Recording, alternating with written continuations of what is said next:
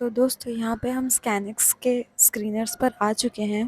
तो हमें ऐसे स्टॉक्स को फाइंड आउट करना है जिसमें हम अपना मनी इन्वेस्ट कर सकें। तो ऐसे स्टॉक्स को कैसे फाइंड आउट करें, तो चलिए बात करते हैं इस वीडियो में।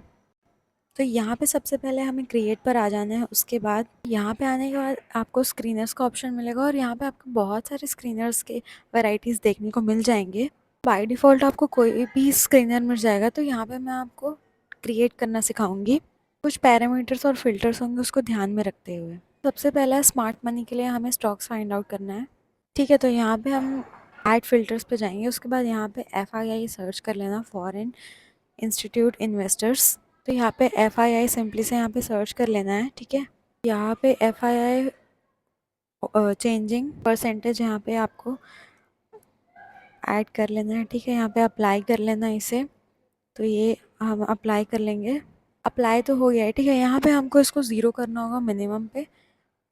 यहाँ पे परसेंटेज जो हम लोग ज़ीरो पर कर देंगे मिनिमम। और यहाँ पे 0% से ज़्यादा होल्डिंग होना चाहिए। ठीक है, ज़ीरो से यहाँ पे ज़्यादा होना चाहिए। ठीक है, तो फिल्टर लगाने के बाद यहाँ पे स्टॉक्स आ गए। टोटल यहाँ पे 754 स्टॉक्स आ गए हैं। ठीक है, तो अब इतने स्टॉक्स का तो नहीं करेंगे, तो यहाँ पे हम लोग एक और फ़िल्टर ऐड करेंगे। ठीक है, FII तो हो गया, वो फॉरेन इन्वेस्टर्स वाला। ठीक है, ठीक है, तो हम लोग एक और फ़िल्टर लगाएंगे, DII डोमेस्टिक इंस्टीट्यूशनल इन्वेस्टर। ठीक है, ठीक है, यहाँ पे सर्च करेंगे DII और DII होल्डिंग चेंज परसेंटेज यहाँ पे अप्लाई कर लेंगे। ठीक है, अब अप्लाई करने के बाद यहाँ पे देखना है, यहाँ पे जो मिनिमम है उसको भी हम लोग 0 पर कर देंगे। ठीक है, मतलब 0% से ज़्यादा इसमें इन्वेस्टिंग आ रहा है DII में।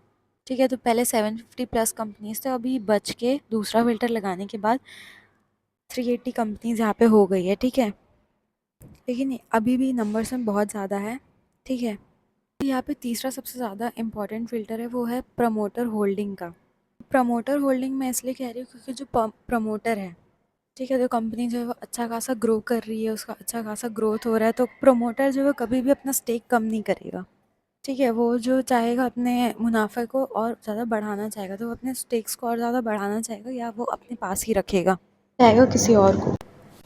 तो यहाँ पे सिंपली हम लोग एक फ़िल्टर एक और ऐड करेंगे, प्रमोटर सर्च कर लेंगे यहाँ पे। ठीक है, तो फिर यहाँ सर्च करने के बाद प्रमोटर होल्डिंग मिल जाता है। ठीक है, फिर इसको अप्लाई कर देंगे यहाँ पे। इसको अप्लाई करने के बाद यहाँ पे मिनिमम जो है वो 40% होना चाहिए। ठीक है, मतलब 40% से ज़्यादा यहाँ पे प्रमोटर का होल्डिंग होना चाहिए। ठीक है, ठीक है, अब ये फिल्टर के बाद भी यहाँ पे बच के और 304 कंपनीज यहाँ पे रह गई है, पर ये अभी भी ज़्यादा है। तो इसको और कम करने के लिए हम लोग एक और फ़िल्टर ऐड करेंगे। ठीक है, ये अभी भी ज़्यादा है, तो यहाँ पे मैं दो इम्पॉर्टेंट फ़िल्टर बता रही हूँ। ठीक है, ठीक है, यहाँ पे आप देख सकते हैं ROE ग्रोथ परसेंट करके एक है। ठीक है, रिटर्न ओवर इन्वेस्टमेंट यहाँ पे कितना होना चाहिए वो है। ठीक है, ठीक है, तो यहाँ पे ROE ग्रोथ परसेंटेज यहाँ पे अप्लाई कर लेंगे। ठीक है, यहाँ पे आप देख सकते हो स्क्रीन पर, इसको अप्लाई कर लेंगे हम लोग। ठीक है, टाइम फ्रेम जो है 5 साल का कर देते हैं, नहीं या यहाँ पे ईयर ही रहने देते हैं, उसके बाद फिर इसको अप्लाई कर लेंगे। ठीक है, ठीक है, तो अप्लाई कर दिया। अब इसका मिनिमम जो है यहाँ पे 15% ही होना चाहिए। ठीक है, यहाँ पे मैं 15% सेलेक्ट कर लेती हूँ। ठीक है, तो यहाँ पे 15% से ज़्यादा ग्रोथ होना चाहिए कंपनीज़ का। और यहाँ पे थोड़ा सा मिस्टेक हो, 1 मिनट। ठीक है, यहाँ पे थोड़ा सा मिस्टेक हो गया है, जस्ट अ मिनट।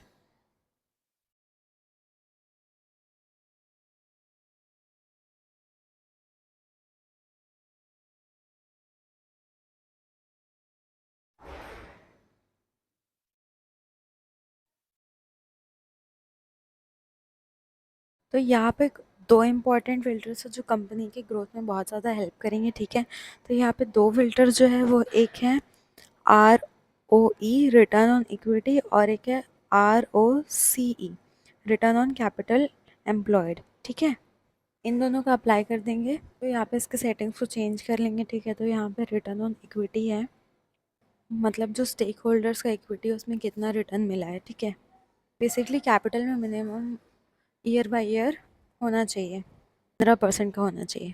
ठीक है, तो ये हो गया। उसके बाद यहाँ पे हमारा जो दूसरा फ़िल्टर है उसका भी सेटिंग कर लेंगे। जो दूसरा फ़िल्टर है वो हमारा रिटर्न ऑन कैपिटल एम्प्लॉयड है। कैपिटल आया जो पैसा है उसमें कितना कंपनीज रिटर्न निकाल पा रही है। रिटर्न ऑन कैपिटल एम्प्लॉयड जो है उसको मिनिमम हम यहाँ पे 20 कर लेंगे, ठीक है। अभी मैंने इसको 20% से ज़्यादा कर लिया है यहाँ पे, ठीक है। अब इतने फ़िल्टर्स लगाने के बाद सिर्फ 70 कंपनीज बच गई है यहाँ पे। अब एक और बारी आती है फ़िल्टर लगाने के लिए। मैं नहीं चाहती कि हमारी कंपनी में कोई भी डेप्थ रह जाए, ठीक है।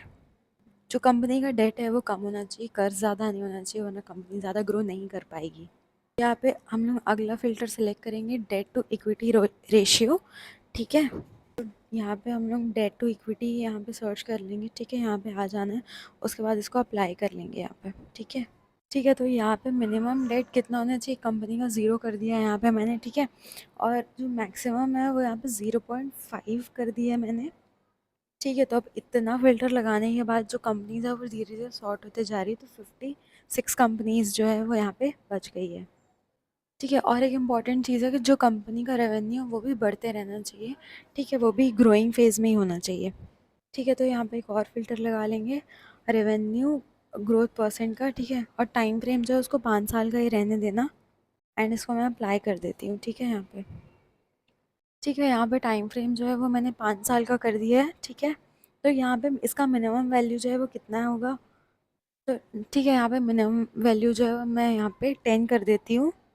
तो एटलीस्ट 10% से रेवेन्यू तो ग्रो होना ही चाहिए, ठीक है। तो अब देख सकते हो आपकी अब सिर्फ 39 कंपनीज जो है वो बच गई है, ठीक है। अब हम एक और फ़िल्टर लगाएंगे, ठीक है। यहाँ पे हमारा एक लास्ट फ़िल्टर देखो, एक होता है आम इन्वेस्टर्स, ठीक है। तो जो स्मार्ट इन्वेस्टर्स होते हैं, जो कि FII DII ये सब है, ठीक है। और एक होता है नॉन स्मार्ट इन्वेस्टर, ठीक है, मतलब कि वो स्मार्ट नहीं है। रिटेल इन्वेस्टर्स होते हैं, जो इंडिविजुअल्स होते हैं, हमारे टाइप के होते हैं, ठीक है। हमें उतना नॉलेज नहीं होता और हम लोगों का उतना लॉन्ग टर्म गोल भी नहीं होता है ना कि इनका रहता है, ठीक है। यहाँ पे देख सकते हैं रिटेल इन्वेस्टर होल्डिंग का हमने एक फ़िल्टर लगा दिया है यहाँ पे, ठीक है। तो इसका यहाँ पे परसेंटेज जो है वो 20% से कम होना चाहिए यहाँ पे, ठीक है। तो यहाँ पे 20 या 20 से कम होना चाहिए, ठीक है। ठीक है, अब इतने फ़िल्टर्स लगाने के बाद यहाँ पे 20 कंपनीज रह गई हैं, तो अब ऐसा नहीं कि पूरे 20 में इन्वेस्ट कर देना है, ठीक है। तो अब 20 जो है उसके चार्ट्स को, उसके एनालिटिक्स को, सबको अच्छे से समझ के, उसके फंडामेंटल्स को, उसके बाद फिर इसमें इन्वेस्ट करना है, ठीक है। तो यहाँ पे एक मेरे को मिल रहा है वारी एनर्जीज़ यहाँ पे, ठीक है।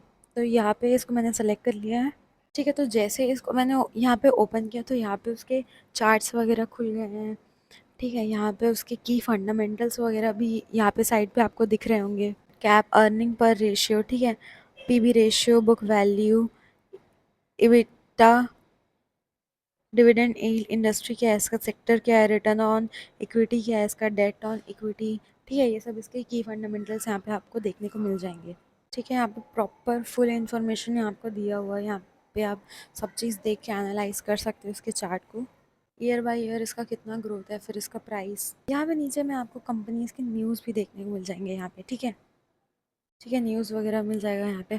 उसके बाद यहाँ पे नीचे आपको पीयर कंपैरिजन मिल जाएगा, ठीक है।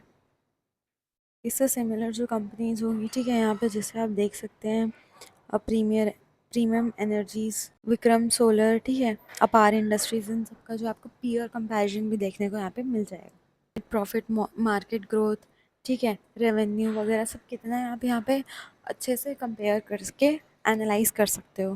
ग्रोथ रेट भी आपको यहाँ पे देखने को मिल जाएगा। उसके बाद क्वार्टरली फाइनेंशियल रिजल्ट भी यहाँ पे आप देख सकते हो, ठीक है। Revenue, expenses, operating profit, depreciation, interest, profit before tax वगैरह, ठीक है, सब आपको यहाँ पे देखने को मिल जाएगा। अब बैलेंस शीट, कैश होल्ड, ठीक है। उसके बाद फिर यहाँ पे आपको शेयर होल्डिंग भी देखने को मिल जाएगा, ठीक है। यहाँ पे किसके पास कितना स्टेक्स है वो भी यहाँ पे आपको देखने को मिल जाएगा। यहाँ पे कॉर्पोरेट एक्शन भी आपको देखने को मिल जाएगा, डिविडेंड का, एनुअल मीटिंग वगैरह, ठीक है। उसके बाद कंपनी के फाइलिंग वगैरह भी देखने को आपको मिल जाएंगे। यहाँ पे फाइनेंशियल रिजल्ट, कॉन्फ्रेंस कॉल, यहाँ पे सब आपको बहुत ईजिली देखने को मिल जाएगा, ठीक है। म्यूचुअल फंड यहाँ पे कितना होल्ड कर रहा है, कौन सा म्यूचुअल फंड कितना होल्ड कर रहा है, वो भी आपको यहाँ पे देखने को मिल जाएगा, ठीक है। इस तरीके से आप इजीली एनालाइज कर सकते हो। टेक्निकल इंडिकेटर्स भी यहाँ पे आपको देखने को मिल जाएंगे, ठीक है। तो बिल्कुल इसी तरीके से आपको यहाँ पे एनालाइज करना है, बाकी कंपनीज़ को भी एनालाइज करके उसके बाद फिर आपको इन्वेस्टमेंट का सोचना है। तो ये था आज का। Thank you so much for watching.